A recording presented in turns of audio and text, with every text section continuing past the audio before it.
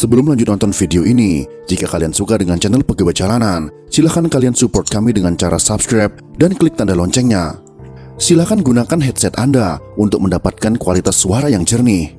Selamat menonton.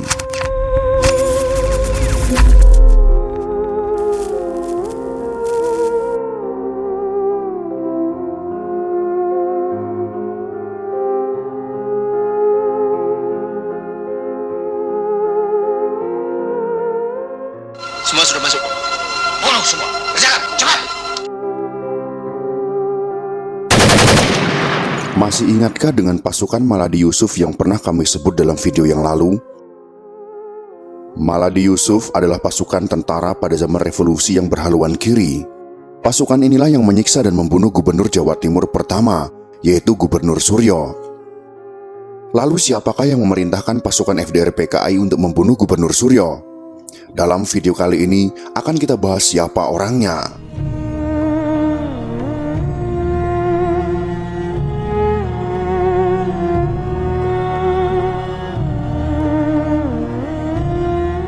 Pada zaman Jepang, Maladi Yusuf adalah pelajar di sekolah bahasa Nippon.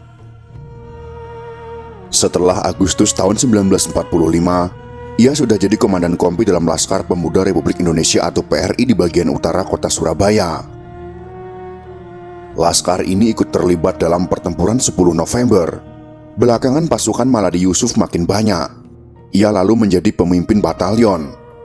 Menurut Francisca Vanggidai dalam memoir Perempuan Revolusioner tahun 2006 halaman 133, batalion pimpinan Maladi Yusuf berada di bawah komando Brigade 29 di tahun 1948. Komandan brigadenya adalah Letnan Kolonel Dahlan. Di dalam brigade pimpinan Dahlan ini banyak sekali orang-orang kiri, kebanyakan bekas pemuda sosialis Indonesia atau Pesindo bergabung di dalamnya. Diungkapkan oleh Harry Albert Puze dalam Madiun 1948, PKI bergerak tahun 2011 halaman 197. Brigade 29 bermarkas besar di Kediri, sementara batalion elit pimpinan Maladi Yusuf bermarkas di selatan Kediri. Brigade ini terlibat dalam peristiwa Madiun dan belakangan dianggap melakukan pembangkangan. Mereka bertempur melawan tentara kiriman dari pemerintah Republik Indonesia di Yogyakarta. Di antara pasukan Dahlan, batalion Maladi Yusuf adalah yang paling unggul. Tentara pemerintah sulit menaklukkannya. Setelah Brigade Dahlan disikat, batalion Maladi Yusuf selalu berhasil kabur. Menurut Himawan Sutanto, dalam perintah Presiden Soekarno, rebut kembali Madiun tahun 1994, halaman 215 sampai halaman 217.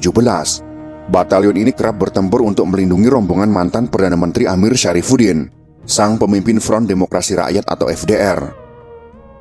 Setelah bulan Oktober tahun 1948, sisa batalion Maladi Yusuf belum hancur. Pasukan ini bertahan di sekitar Jalan Poros Ngawi Sragen. Di Jalan Poros itu, sisa pasukan yang bersenjata dan sudah pasti berbahaya bisa mencegat siapa saja yang melewatinya. Amir Syarifuddin yang memerintahkan menghabisi Gubernur Suryo. Dalam bukunya yang lain, Madiun dari Republik ke Republik, tahun 2006, halaman 181, Himawan Sutanto mengisahkan bahwa pada tanggal 9 November tahun 1948, ada pergerakan pasukan dari arah Lawu menuju utara, menyeberangi Jalan Poros itu. Warga desa Planglor terheran-heran melihat banyaknya rombongan pasukan. Ada yang berseragam militer, ada juga yang berpakaian hitam seperti Warok, yaitu pendekar Ponorogo. Tiba-tiba dari arah barat meluncur suatu mobil sedan berwarna hitam. Dari mobil itu keluar 3 orang yang langsung ditodong dengan senapan, dilucuti, dan diseret beramai-ramai. Aku Kromo Astro, seorang kami tua Pranglor, seperti dicatat dalam lubang-lubang pembantaian Petualangan PKI di Madiun tahun 1990, halaman 156 sampai 157. Para pengepung menebak bahwa mereka yang berada di mobil hitam itu adalah pembesar yang pulang dari Yogyakarta. Wah, ini pembesar yang kerjanya makan enak tidur enak, kata orang-orang FDR itu. Kromo Astro mengaku ketika para penumpang mobil itu hendak dibunuh, ia berusaha mencegahnya. Jika dibunuh di pasar, maka warga desa akan merasa ngeri. Kemudian datanglah seseorang dengan mengendarai kuda. Para pengepung memanggilnya Pak Amir. Dalam catatan kaki di buku Harry Puze, disebutkan bahwa beberapa sumber menyatakan Amir Syarifuddin berada di lokasi kejadian dan sempat berbincang-bincang dengan tawanan. Pak Amir memerintahkan agar ketiga orang itu dibunuh saja di hutan yang lebih jauh. Ketiga orang itu kemudian diarak beramai-ramai ke dalam hutan, sambil terus disoraki dan dicaci maki. 3 orang yang dibunuh itu memang pejabat negara. Belakangan diketahui para korban adalah Komisaris Besar Duryat, Komisaris Polisi Suroko, dan Raden Mas Tumenggung Aryo Suryo. Nama terakhir adalah mantan Gubernur Jawa Timur. Meski tak jadi gubernur lagi ketika disergap, orang-orang tetap mengenalnya sebagai Gubernur Suryo.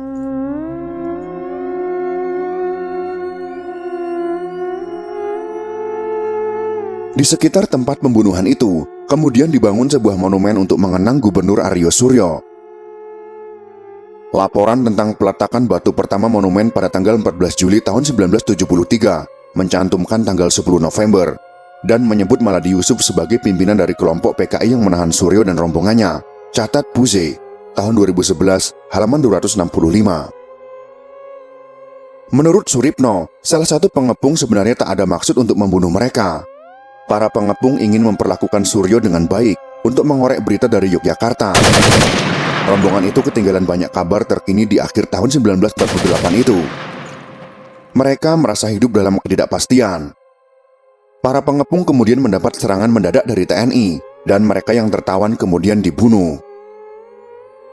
Cerita lain terkait kematian Gubernur Suryo ditulis oleh Subagio IN dalam biografi mantan Gubernur Jakarta, Sudiro, Pejuang Tanpa Henti, tahun 1981, halaman 191.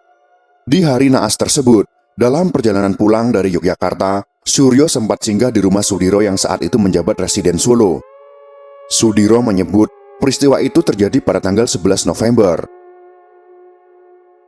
Buku biografi Suryo yang dirilis pemerintah, Gubernur Suryo, tahun 1982, halaman 160 sampai dengan halaman 161, yang disusun oleh Suciat Ningsih, menyebut Suryo baru pulang dari Yogyakarta dalam rangka peringatan Hari Pahlawan 10 November tahun 1948. Suryo sempat disarankan Hatta untuk menunda kepulangannya, tapi dirinya bersikeras pulang. Di buku tersebut ditulis, setibanya di Desa Bogo, Kedunggalar Ngawi, mobil Pak Suryo berpapasan dengan sisa-sisa gerombolan PKI yang dipimpin oleh Maladi Yusuf, halaman 160 sampai halaman 161.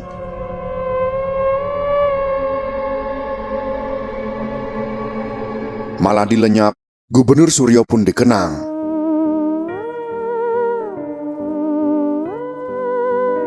Setelah kejadian, Maladi Yusuf tidak ikut dihabisi tentara pemerintah yang kerap gagal membekuknya. Berhubung ada agresi militer Belanda pada tanggal 19 Desember tahun 1948 atas Yogyakarta yang disusul penawanan pejabat Republik Indonesia, maka banyak sisa kombatan yang terlibat dalam peristiwa Madiun terlupakan. Mereka dibiarkan masuk bergabung dengan TNI lagi, termasuk Maladi Yusuf dan pasukannya. Saya dengar bahwa batalion itu direhabilitasi oleh Kolonel Gatot Subroto sebagai pasukan TNI, oleh karena aktif melawan Belanda dalam Perang Kemerdekaan Kedua. Kata Sayyidiman Suryo Hadiprojo dalam buku Mengabdi Negara sebagai Prajurit TNI, sebuah autobiografi, tahun 1997, halaman 105. Sayyidiman menaruh curiga kepada Maladi Yusuf dan bawahannya waktu bertugas di Jawa Barat. Sekitar tahun 1965, Maladi Yusuf kena garuk aparat terkait G30 SPKI. Setelah itu tak ada lagi kabar tentangnya. Gubernur Suryo tentu saja terus dikenang, baik terkait jasa-jasanya pada Republik Indonesia dan juga sebagai korban kekejaman kombatan PKI Madiun.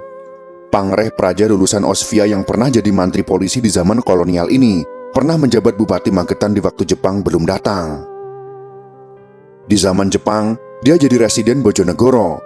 Pada akhir masa pendudukan Jepang, Suryo termasuk salah satu anggota Badan Penyelidik Usaha Persiapan Kemerdekaan Indonesia atau yang sering disingkat dengan BPUPKI. Setelah proklamasi kemerdekaan pada tanggal 17 Agustus tahun 1945, dia diangkat menjadi Gubernur Jawa Timur.